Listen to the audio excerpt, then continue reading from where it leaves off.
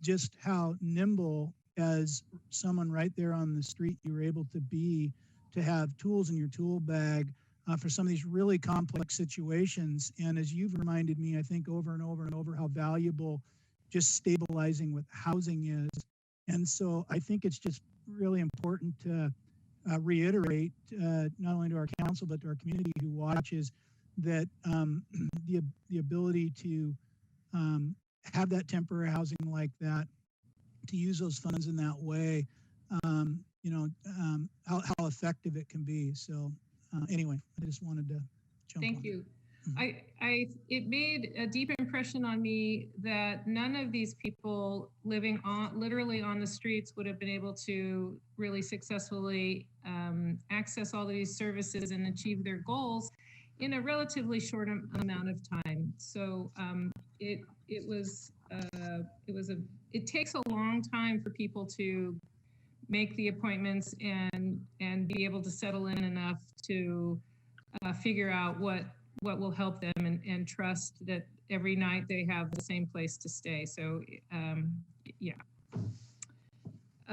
Another topic is our interns, our social work, master's in social work level students who have to do internships, and we have 2 now.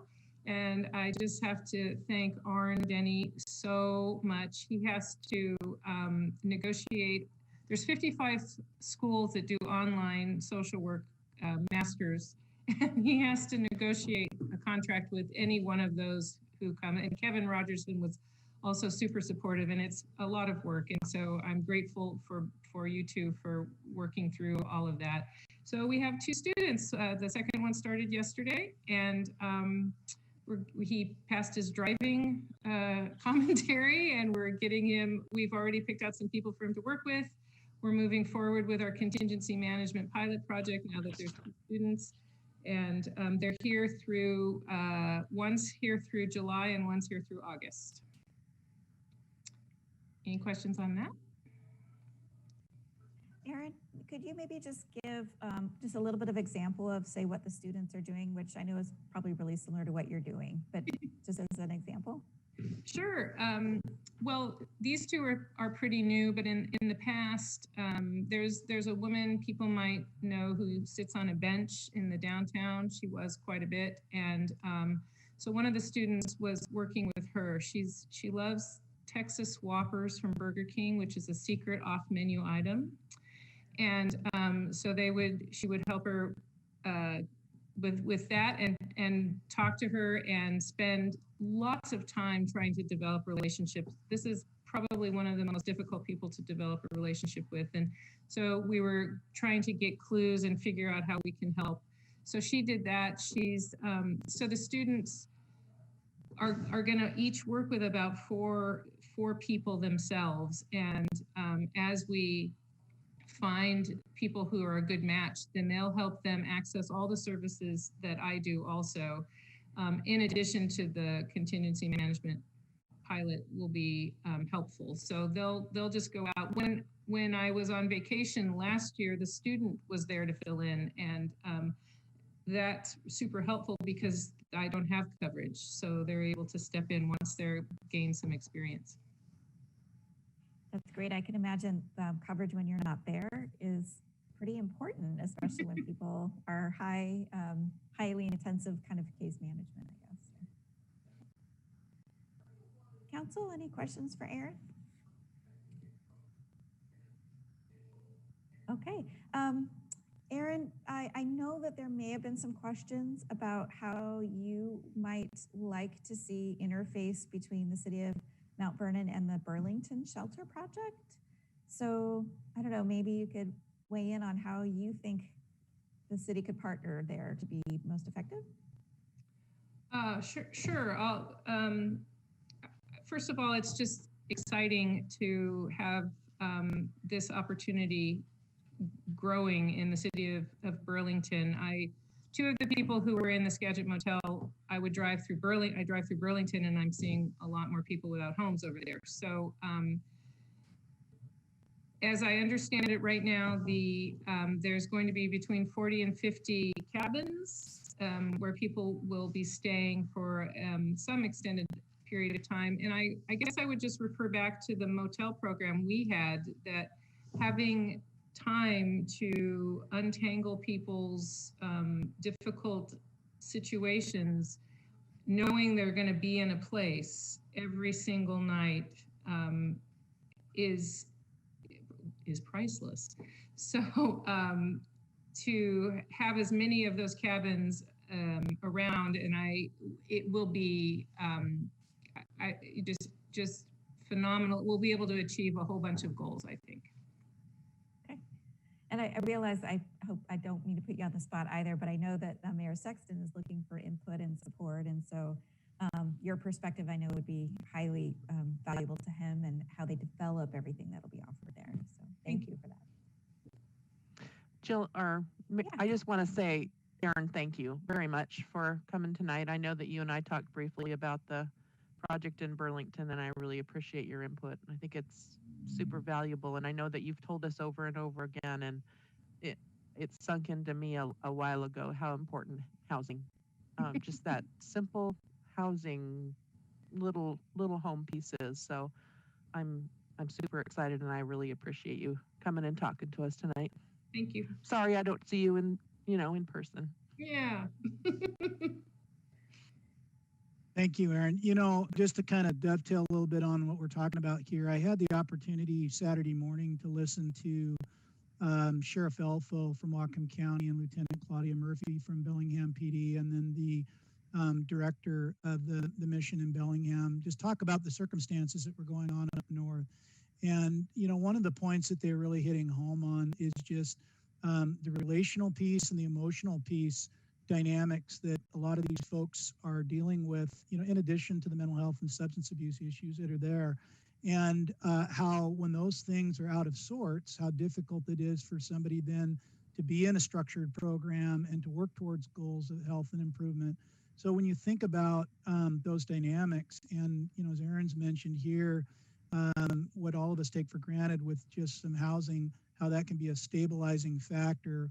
You know, what Burlington's doing and what you all approved for us to be able to use with this, you know, just what a valuable tool. Again, I just can't help but going back that word, what a tool it is for us out there, because then they don't have to be worried about where they're at that night, and we know where to go to communicate and contact with them.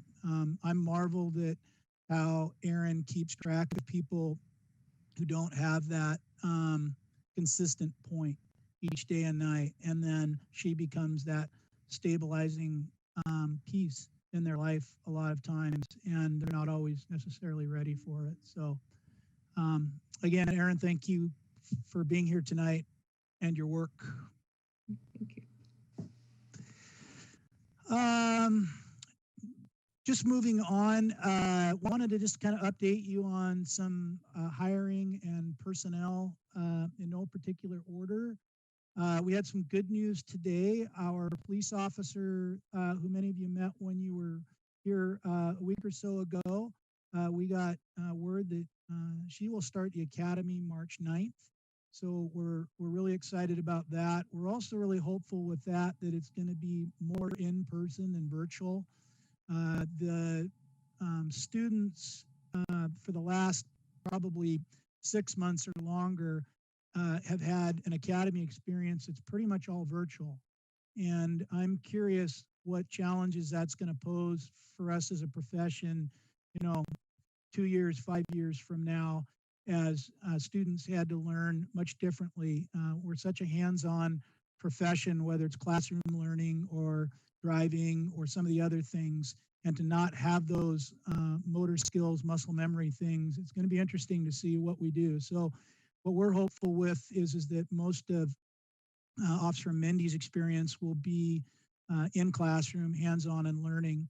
And if not, then we'll have to support that back here at home with our instructors, whether it be, you know, defensive tactics or driving or, you know, firearms. So, but we're really excited to get her in the March Academy, because that means she's on a pathway to come back and you know, be working here in Mount Vernon. So update on our record specialist. Again, we're really excited. Our new record specialist is going to start February 11th.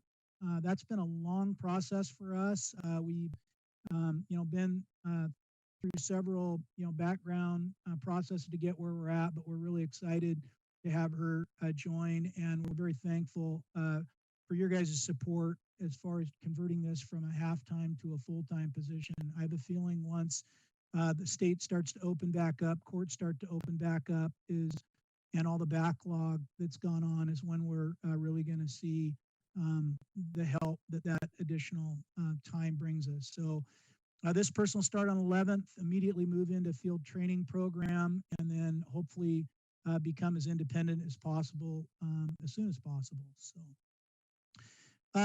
for the last 3 months or so, we've been running a promotions process for sergeant. We had 5 candidates who took part in that process. We had a great slate of candidates who came through. And in the end, met with the mayor, and we made a decision to offer Aaron Cohen will be the next detective officer. Right now is his position to promote to sergeant. We don't have a date for that yet because we just opened a lieutenant's process as well. We're currently vacant a lieutenant's position and then potentially another one later this year. So we needed to run both processes and identify that we had viable candidates and then who they were, and then hopefully April-May timeframe we'll put in the work to see who will be promoted, where they will go, because with our staffing shortages right now, we do have vacancy positions that are there to fill, and then unfortunately we do have some temporary vacancies, which I'll talk about in a second, due to injury and leaves and things like that. So some of that will be a balancing act on what functions that we have within the police department that we may have to offset with needing leadership positions filled. So more to come on that, but the lieutenant's exam process, we'll be doing a candidates meeting next week. And then I believe it's going to be on Friday, March, will be the assessment center. We will have assessors from Bellingham, Whatcom County, Oak Harbor, Everett, Marysville, and then we have a citizen who sits on that panel as well, citizen with management experience, director experience, that all weigh in on exercises that the candidates go through, job-related practical exercises. So, and that was the same for the sergeant's process too. So there's a lot of work that goes into that. Lieutenant Greg Booth has been administering those processes and has done a great job on it. But the work doesn't end once we identify the candidates and promote them. Then we have to do field training with them and orientation and mentorship and all that other stuff that goes along with it. So I can't remember a time in my career being here that we had an environment where potentially we could promote 3 sergeants and 2 lieutenants in one ceremony. It's always been a single or maybe 2 here or there. So those are opportunities, but they also present challenges that have to be thought through as well. And then it takes a great from those of us inside until we can get them independent and operating. So I'm just saying that to say that's a big part of what our year is this year on an internal focus side. We did have more good news. We had an officer who is slated to be gone all this year to military leave, and literally on the flight had done all his pre-workup work, and they said, we decided to cancel your leave. So he's back, which is good. And my internet says unstable. Did I go away? Oh. Just broke up a little. It's okay. Okay. We heard everything. Okay. You'd probably been luckier if I went away. So anyway, the military leave, that was great because he was going to be gone for almost a full year. And so we literally recovered a body off that. We had an unfortunate incident the other day where one of our officers was trying to, prevent mentally handicapped child from running away from a home. They were crossing over a fence and came down wrong and injured a knee. So looks like that officer's going to be out until into summer. I will know more as the medical does. And then we have a pregnancy leave that's coming on too. So, you know, it's a good thing for families and stuff, but it poses some challenges here, and we'll work through those. On a recruiting front, just to talk about some things we've done there to try to be more competitive and nimble. We've moved into virtual career fairs. The thing I don't like about those is they're virtual and it's hard to do relational stuff with people. But one of the good sides to it is they record those events. And so when you take a look at the number of people who go back and rewatch agencies, you get that ability to have them look at your agency and compare and do all of that, you know, with multiple times. And so that's a good thing in that regard. Also, too, the recruiter group here has done some pretty creative things on doing individual officer profiles and then posting them on social media, which has kind of been a fun thing, and really see that, you know, this isn't necessarily who we are, it's what we do. And that's kind of the concept of, you know, this is what I do, but this is who I am. And, you know, just try to relate to others out there and have them maybe see not only the profession, but more particularly the agency as something that they would want to be a part of that's there. On our hiring processes, we've changed how we bring laterals into the testing process. Before, what we did is they would go through public safety testing to take the written and the physical. We've looked at that and done some comparisons, and we really feel that the written test, what we gain from that, we could gain just as much. We gain just as much from someone who's been through an academy experience. So that the written test is kind of more of like an anticipatory measuring device about what you could expect from a candidate. Whereas when you got someone who's gone through an academy experience, you have demonstrated actual performance value from that you can measure. So now a candidate, instead of having to go to a site, take that written test, they'll do an online application, resume and cover letter, and they'll answer a couple, 3 essay questions. You know, basically, why do you want to come here? You know, how do you define policing and the role of policing and things like that? And then they'll come right into our oral board process, and then all the other steps will still remain.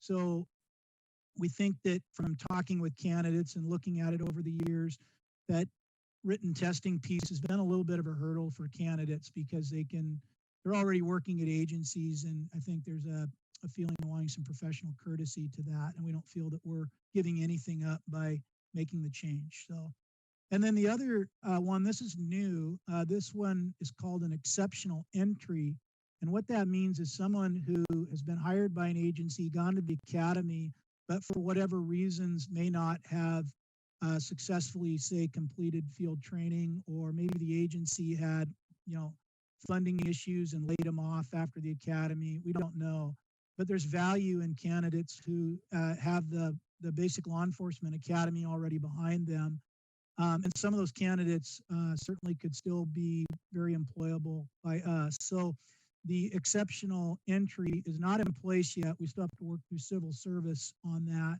but it would look similar to the lateral entry. They could come in through a cover letter, resume process, answer some essay questions, and then we would get deeper into their viability as a candidate. So hopefully those 2 changes open some doors for us for people who have some work-related experience. Before I change gears onto the last topic, does anybody have any questions around personnel or hiring or things?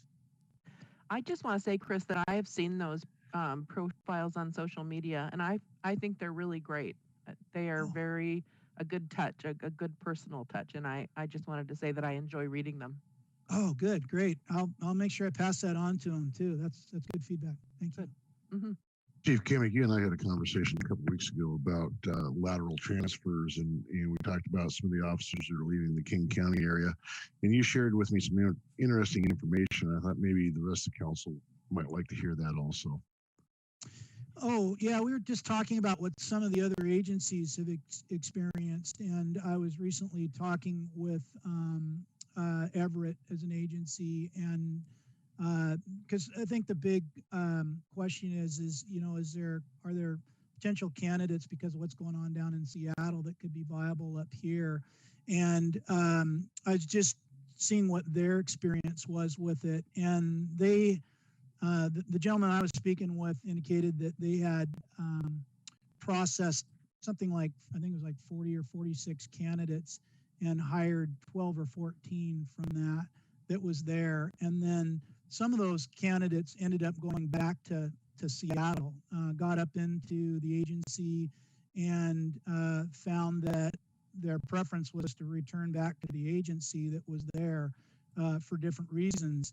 And so I think what it, I guess, just signaled to me is that there's not an untapped pool out there that we're not in. We run into the same challenges that are there, whether it's entries or laterals that go on. And, not everybody's looking to uproot and leave, even in a situation that might not seem, as pleasant right now, because there's roots that they have down there. And so, I don't know what all the reasons were that candidates got screened out. Some of them can be education requirements or physical requirements or whatever that are there. But it just goes to show that there's just still a continued challenge with hiring there. So I'm not optimistic that by us changing this lateral process, there'll be a floodgate of new candidates that we didn't have before. But we certainly make the pathway a little bit easier for the ones that are looking to come. Anything else? Chief Kamick, I have a quick question. Sure. Thank you.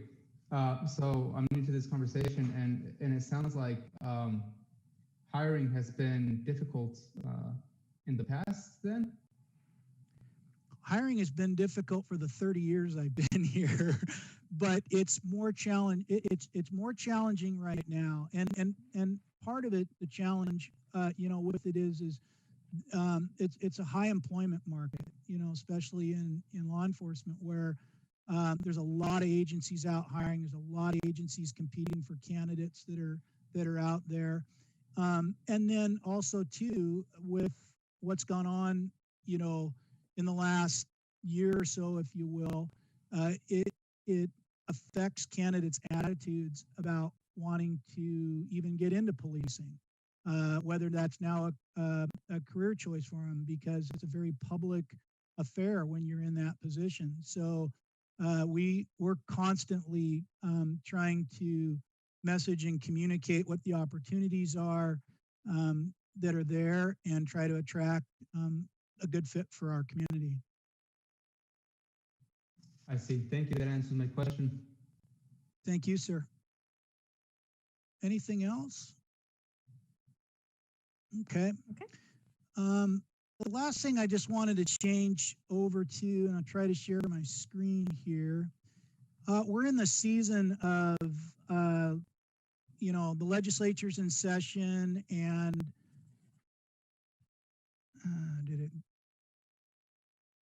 I suppose you guys see it and I don't. Let me try it again. Share screen. Share. There you go, Chris. Is it working? Yep. But then when I do that, it goes away. I think you're on the last slide. If you can maybe start from the beginning. Oh, okay. There you go. Thank you. You're welcome. Team effort. Absolutely.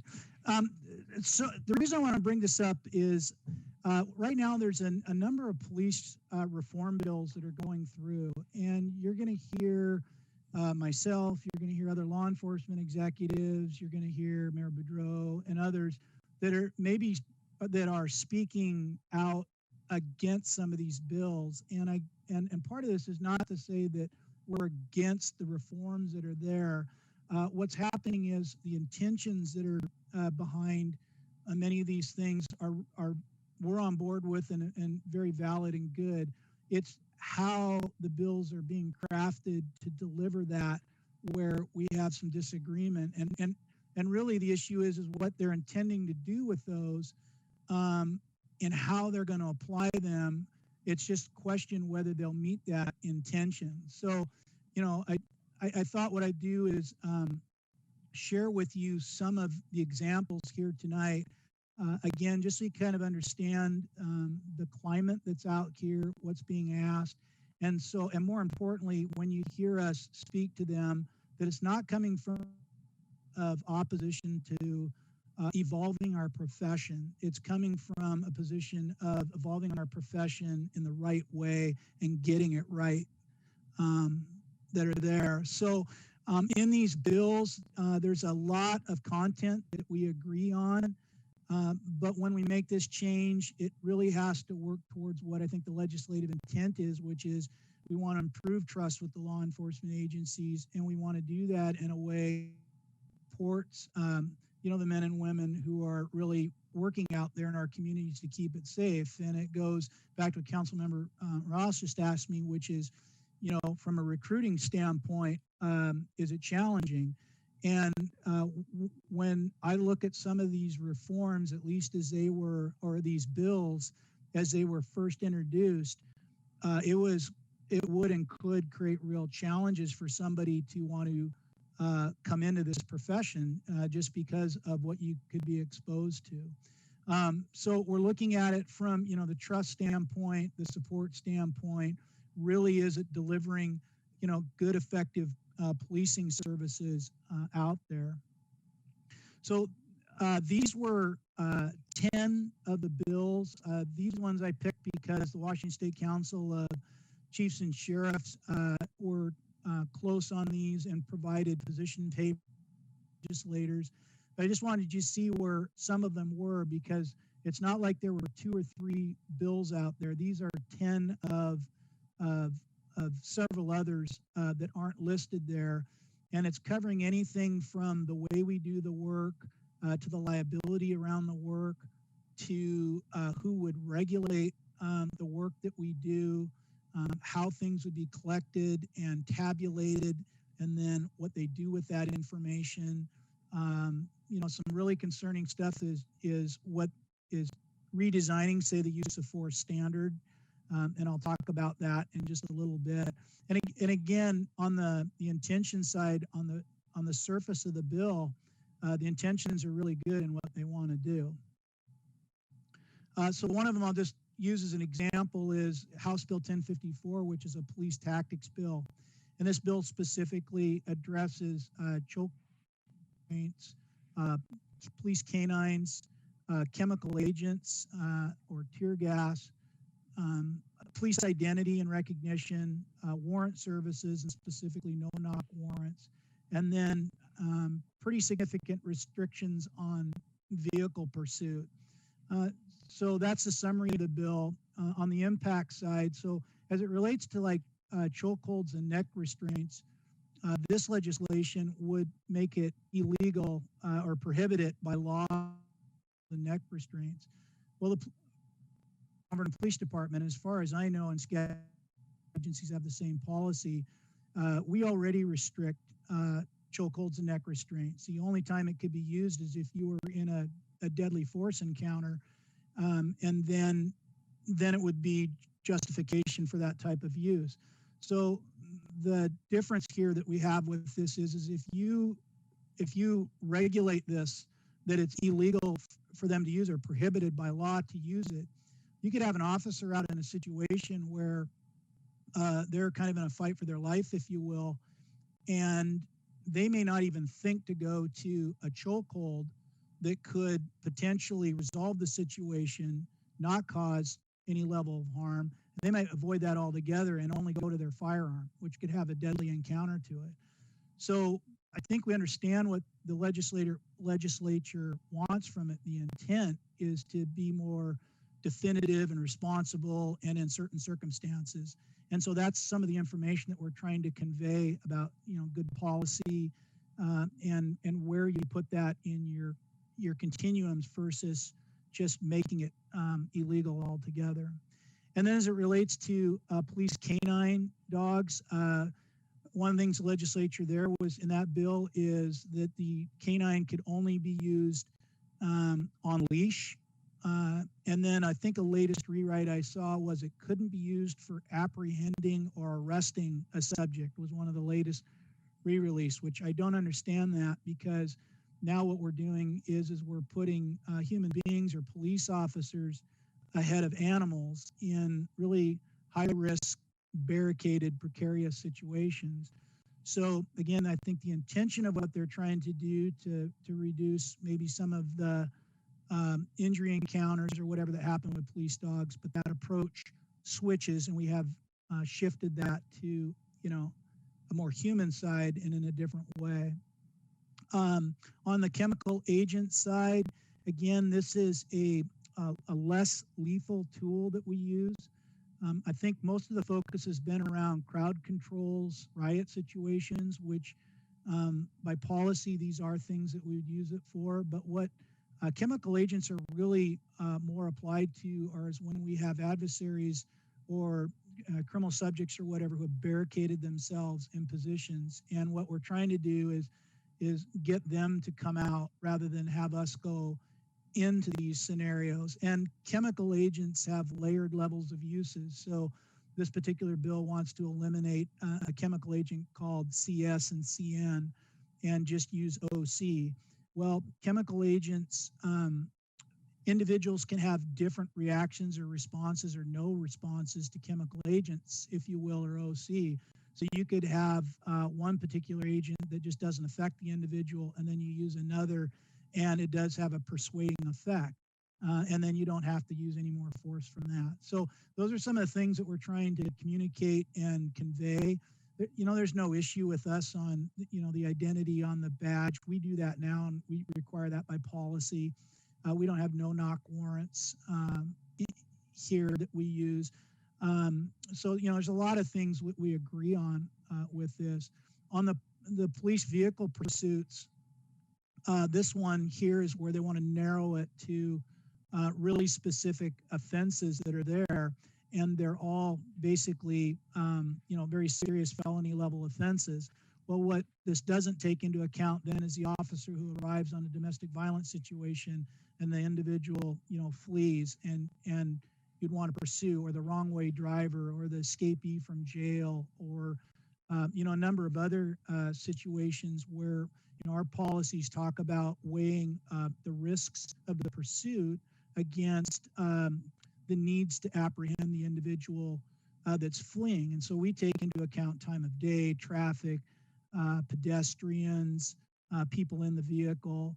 And if those risks are higher, we require by policy that they discontinue. So there's ways to accomplish what they're intending to do with this that can be different than how it's written. The use of force standard, again, real quick, because I kind of covered this in the other one, but this would narrow it to force could only be used in a situation of an arrest, to prevent an escape, or to protect somebody from imminent threat of bodily injury. So if you didn't have any of those three things, you wouldn't be allowed to use force. And then it required other things like exhausting all de-escalation, deadly force of the last resort. So when you think about just general proactive policing things about getting out in neighborhoods, talking to suspicious subjects, temporary detentions where you might have to, hold somebody by an arm or whatever, those would all be restricted and prevented from doing. And it would be very similar to, we'd have to come into an area, stop and stage, figure out if the behaviors that we had in front of us met any of these statutes and before we could even act. And that would, just severely undermine how we would do business there. So what we're just trying to do is communicate with legislators who are doing this to help them understand how some of the language is being written, how it'll affect us. Senate Bill 5051, House Bill 1082, it's titled decertification. This one is a pretty impactful one because it modifies the composition of the Criminal Justice Training Commission. Right now, the board is predominantly law enforcement members on there, but there are citizens that are on that. The law enforcement members are on there because they have the specialization and expertise in the field to lend to the discussion. This one would modify that composition to remove the law enforcement members on there and replace them with citizen reps, and it would switch that balance. And a question mark just comes along, which is, will they come with the expertise to understand the specialization of the work that we do? So as they're making changes to training requirements and certifications, it's being done in an appropriate way. It also expands their authority to do background investigations for certification and decertification. And the authority levels that they're doing, really what it does is it kind of creates a second employer relationship because now they can conduct an investigation separate than we would here. So if we had a conduct issue that we were addressing, it would go through our internal affairs process. If we found the officer a sustained finding, we would do our hearings, we would come to the mayor, and we would go through that process. This bill would then say that the Criminal Justice Training Commission and this new authority could do that independently or at the same time, or someone from outside could just go and approach the Training Commission, initiate a complaint, and then they would come in and do that investigation. So it's really wonky in how all of that would play out. And again, it kind of tips some of the balances. So we're trying to just have legislators really understand what it is that they'd be implementing from that. So just in closing on this, again, we really support the intention of what's behind it. I think this community, this police department, I think we've had a well-established, long history of accessibility and involvement with our community. We don't plan on changing that. We just hope to enhance it even more. There's no doubt our profession has to continue to evolve. We're no different than any other industry that's out there. That if we don't, if we don't evolve, we become irrelevant, and we can't do that in this. And I think it's just important to remember that society as a whole, has established the function of police as the means of addressing citizen conduct. Otherwise, you would have vigilantism that would deal with it, and where would the fairness and the objectivity and all that come? So there's already an expectation on police to do that. So I think it's creating the legislation and the tools to do that in the right way. So in that, I'll just close again. I just kind of wanted to give. And Mayor, you've been involved in this. Is there anything that you would like to add that I've left out? I guess I'd ask, is there any concerns from council? There's, I can't remember how many bills. I'm tracking 16 on and asking for to be able to have input on some of the legislation. One of the ones I'm working on is specifically on a bill that was introduced mandating community oversight boards and mandating that 5% of our city budget dedicated to law enforcement be given to an oversight board, which is $500,000. And so I've been pushing back on that and really illustrating that the city of Mount Vernon, if that were to be put in place, that would be our entire crime prevention division. And our crime prevention division added up, they provide over 10,000 hours of direct relationship building with our community, whether it's Citizens Academy or preparatory program or Block Watch program. And so to think that we would take away $500,000, that would be 10,000 hours of direct engagement and relationship building with our community to give to a board of 5 people that sit and review paperwork. And anyway, it was, so I've been asked to work on that. Sharon from the AWC, our lobbyist there, is really engaged in these topics. And so Chris and I will have the chance to look at different drafts of legislation as we move through. We're also going to be speaking with Representative Rammel, who's signed on in support of some bills that we have concern about. So he's agreed to talk to Chris or Chief Kamek and I on Friday, so that's great. And other legislators have seemed to be very open to conversation from us. So that's good. We want it done right, and we don't want it to actually harm what we've got going and what we do right in our community.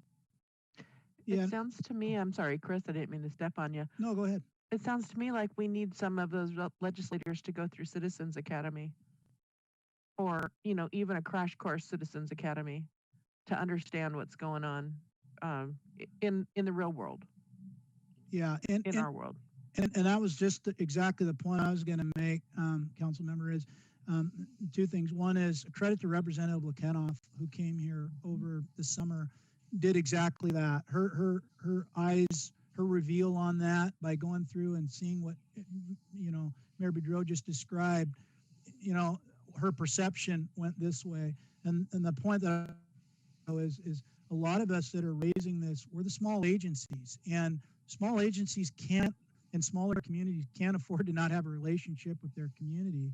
And I think a lot of this tends to lend back to your Seattle metropolitan area where they don't feel that same connection. And so I think some of this legislation is being driven by that, but 80+% of the agencies out there are 50 or smaller. And so you're creating then mandates for those of us who, you know, aren't in that position that, you know, further restrict us from doing more in that position. So. I was just going to say, I think we need to continue working with the legislators, our legislators, and those that are committee chairs. I've looked through some of the legislation that's been proposed, and I see it taking a lot of tools out of the toolbox for our police officers. And not only do I think it puts our police officers in danger, I think it limits their ability to de-escalate a situation before they have to use greater force. So I think that's the kind of message that we need to have, is these tools are used for this specific purpose. And if we don't have that tool, the next thing we have to do is pull a firearm and shoot somebody. And I think we'd much rather de-escalate the situation and take somebody into custody without harm. So if we can get that kind of message across, I think maybe we can make some headway. Yeah, I agree. And that's all I have for you tonight, unless there's more questions. Okay, thank you very much. Appreciate it. Thanks, Chris. Item D tonight is for the good of the order. I don't have anything on that. I do know we're all going to have a quick exec session. So, and then next week we'll have our regular city council meeting, and I'm hoping a very special guest, Commissioner Browning. So we're working on that. And then an update on just COVID related type things. Nothing really much to share different at this point. Okay. With that, we have completed our scheduled agenda items. So Kevin, I'll ask if there's a need for an executive session tonight. As previously mentioned, yes, there is. The City Council will meet in executive session for a period of 10 minutes to discuss or the acquisition of real estate by lease or purchase when public knowledge regarding such consideration would cause a likelihood of increased price pursuant to RCW 4230-110 subsection 1B. Moreover, to discuss with legal counsel matters relating to enforcement actions, litigation, or potential litigation to which the city or a member acting in an official capacity is or is likely to become a party when the discussion is likely to result in or adverse financial consequences to the city pursuant to RCW 4230-110 subsection 1I. Again, 10 minutes, no action after executive session. All right, then we'll be adjourned into executive session at 6:59. I'll ask TV10 to come on and let us know when we're clear for that. Thank you.